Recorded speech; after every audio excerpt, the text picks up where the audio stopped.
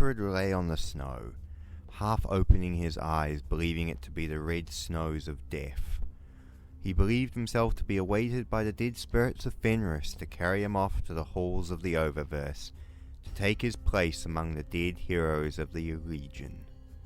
This belief was reinforced when Ulfred opened his eyes fully, seeing 5 figures standing before him in judgment.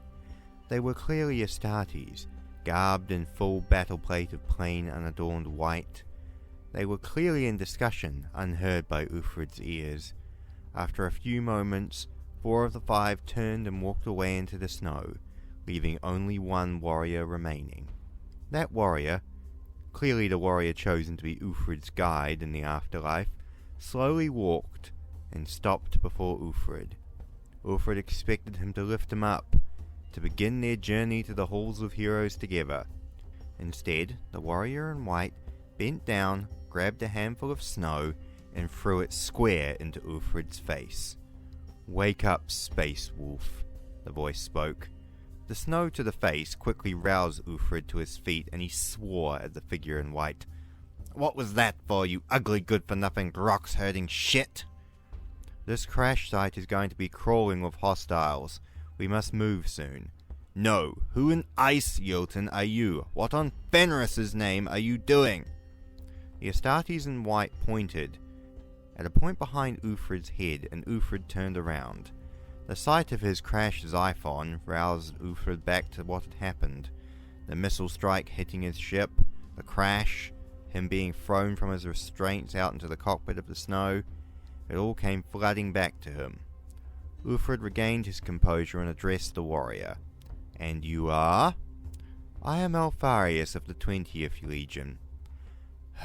"What are you doing here, Alpha Legionary?" "Our legion was conducting compliance operations on this world. Your legion's attack has impacted upon our legion's overall operations here."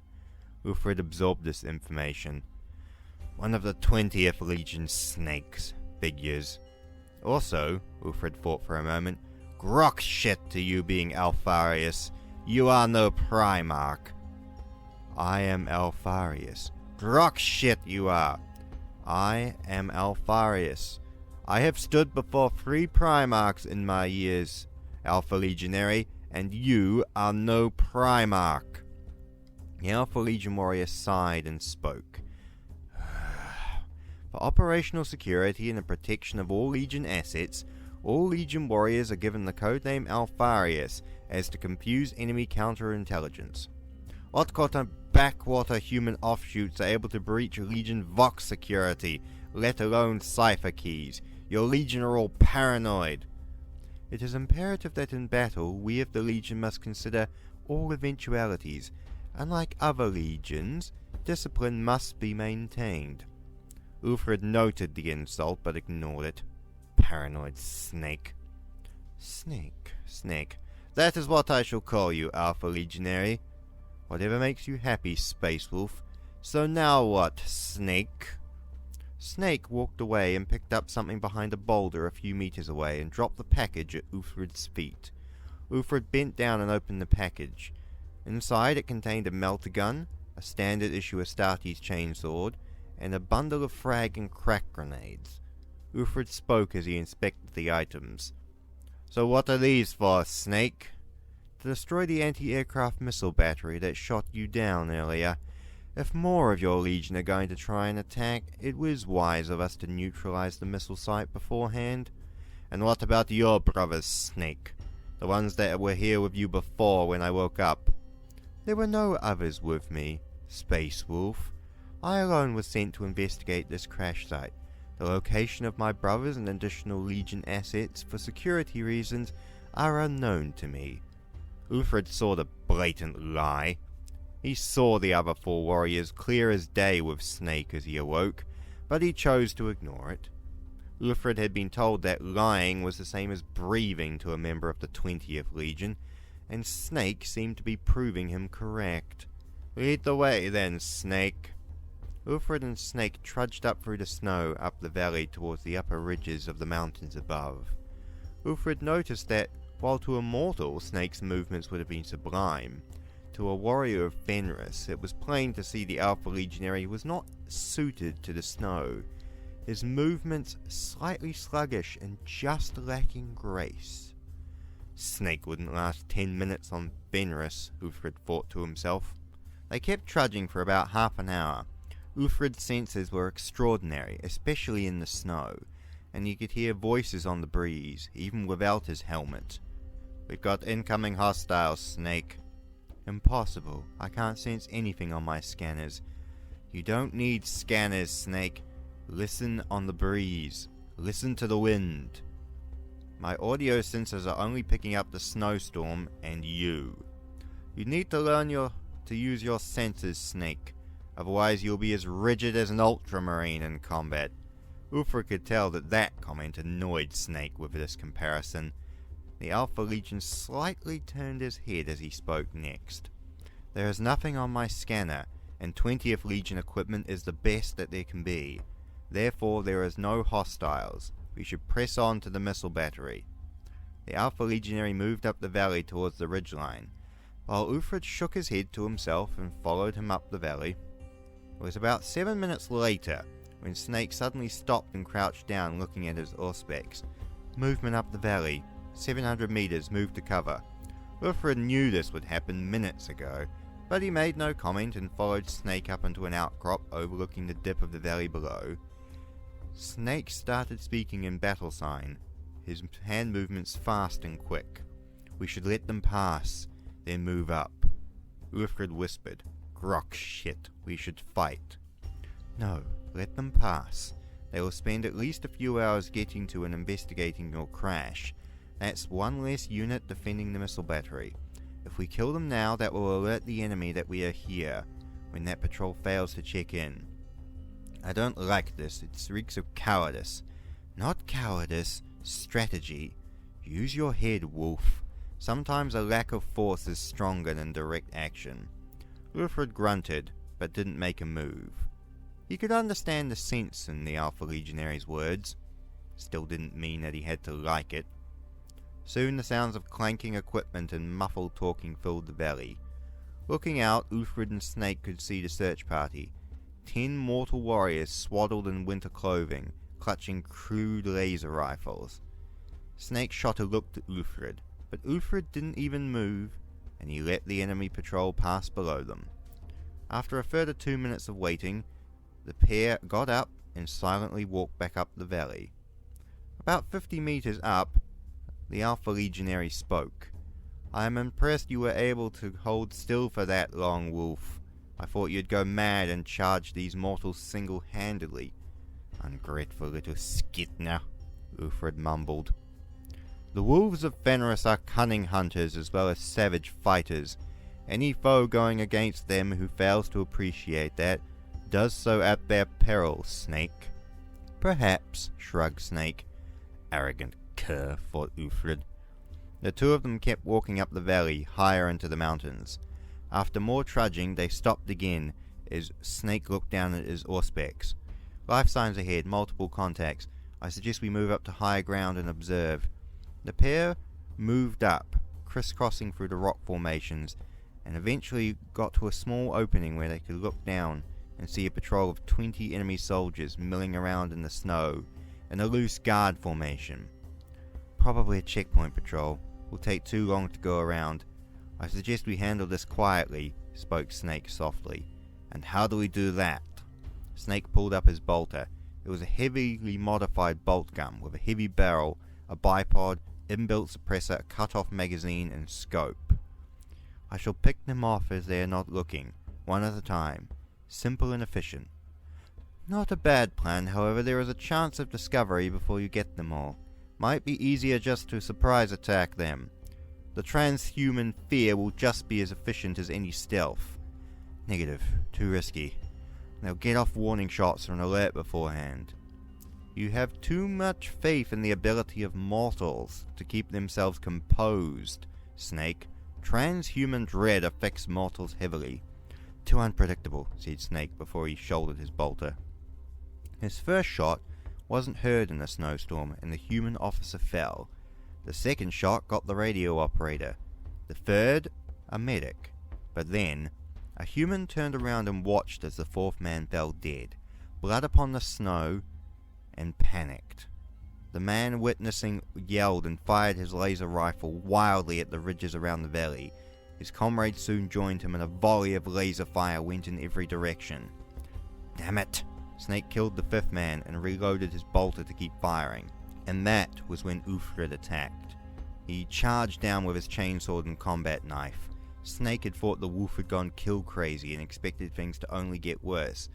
However, what happened next was something that Snake did not anticipate. The humans all stopped and looked down with fear and awe as the giant form of Ulfrid crashed down amongst them. Ulfrid landed on one soldier, crushing him, before setting to work in a whirlwind of gore, slashing and hacking and cutting them all down as the humans looked on with horror, unable to move or react as they were cut down.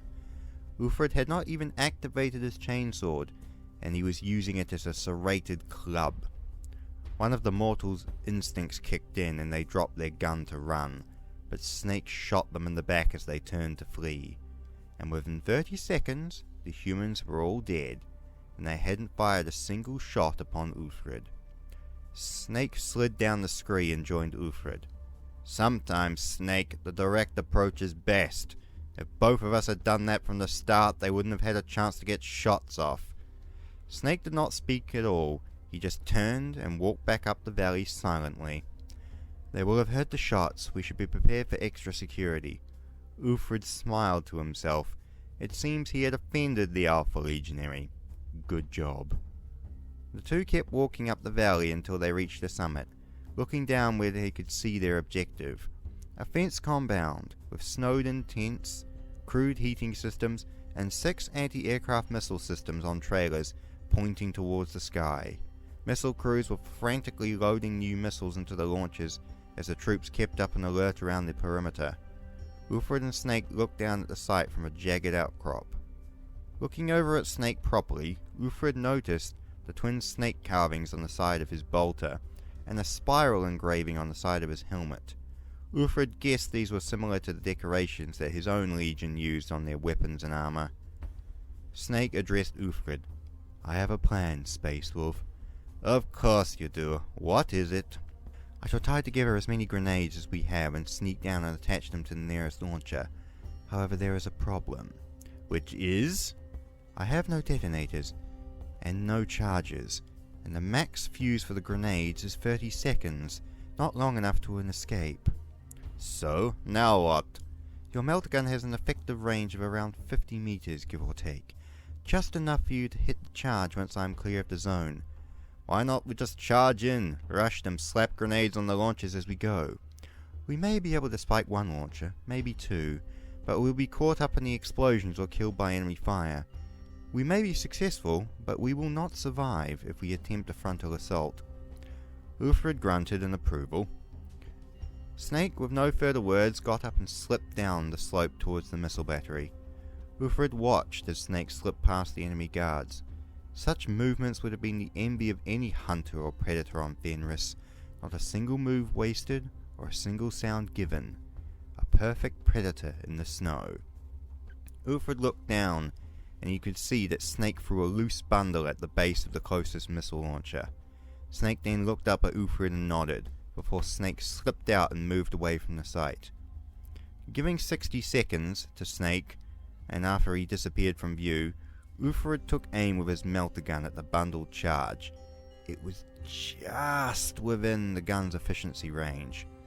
Ulfrid aimed and squeezed the trigger. The snow in the path of the beam bubbled and melted before a massive explosion erupted, detonating the entire missile battery. The chained explosions detonated the entire site. Ulfrid was blinded by the fire and ducked down as the shrapnel of flames erupted forth, the tips of his beard singeing from the heat.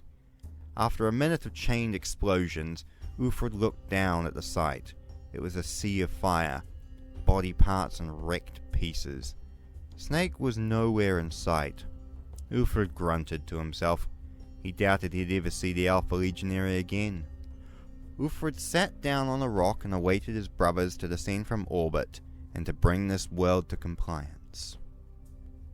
Many years later, aboard the Hrafnikau, Ulfred was picking his way through the bodies of dead Alpha Legionaries, who had come so close to ending the Legion in the swirling nightmare of the Alaxis Nebula. Ulfred nearly had his head blown off by a bolt round during the close-quarter fighting of the attack, and he wished to investigate who had come so close to ending him. Ulfred found the corpse of the warrior he had suspected of taking the shot at him. They had been cut down by a last cannon shot to the chest. Ulfred bent down, and he saw the twin spiral carvings on the side of the dead warrior's helmet.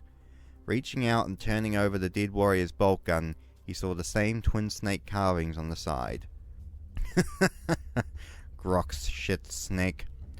You should have known that a snake can never defeat a wolf. Arrogant cur. Hello everyone. Alright, it is Gwimp here, just after the story. I don't usually like to talk after the stories, I like to let the stories speak for themselves, but I'm just going to quickly talk here to answer the question of where the stories disappeared to. So, throughout writing all these stories, I've come to one conclusion about myself, and that's I hate my own voice when I narrate these. I just feel it holds my stories back. With the exception of my Emperor voice, I actually quite like that. So I've been contracting out in my Discord for people to take over the narration for my 40k stories. However, that's been pretty jumbled. A lot of people have real life schedules, and it's just been falling beside the wayside. So it's reached the point that I've got about 5 stories backed up, and they've just never been narrated because no one really had the time to narrate them for me. So I'm going to do a couple of them myself now, and hopefully in the future I will get people to take over and do the narration, because I don't feel I do them enough justice. So yeah, that's where the stories went. They're not gone. I just was procrastinating because I was waiting on other people to come back to me, and they never did, so it's all good.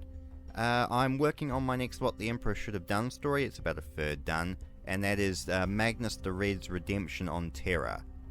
I've also got another one of the Last Sons of Horus, and a couple more just little bits and pieces ones. Got one with a Thunder Warrior I quite like as well. So yeah, that is